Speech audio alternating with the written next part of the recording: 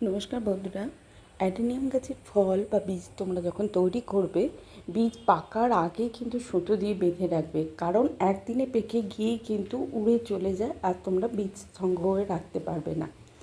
দেখো আমার বীজটা ফেটে গেছে, এই অবস্থা আমাকে তুলে ফেলতে হবে, কারণ এইভাবে রাখা যাবে না। যদি সুতো দিয়ে বেঁধে তুমি 2-1 দিন রাখতে পারো, কিন্তু আমি একেবারে নজরে রেখেছিলাম। আর আরও দেখো গাছে অনেকগুলো বীজ তৈরি হচ্ছে। এই যে আরও একটা দুটো এখনও আছে গাছে। তো তোমাদের ওই একটাই কথা বলবো যে যদি অ্যাডেনিয়ামের তোমরা বীজ তৈরি হয় গাছে, সেই সময় কিন্তু এটা তো অনেক বড় হবে। তো তোমরা আগে থেকে যখন অনেকটা বড় হয়ে যাবে তখন সুতোটা বাঁধবে, কারণ ছোট্টবেলায় বাঁধলে বীজটা হয়তো পরিণত হবে না। তাই অনেকটা বড় হয়ে যাবে, পাকার আগের মুহূর্তে তোমরা সুতো জড়িয়ে জড়িয়ে গায়ের ওপর দিয়ে দিয়ে তোমরা এইভাবে বীজটা করবে। আর এই যে দেখছো বীজটা তোমাদেরকে দেখাচ্ছি, এই রকম থাকে বলেই একেবারে উড়ে চলে যায়, তাই তোমাদেরকে আগে থেকে জানিয়ে দিলাম।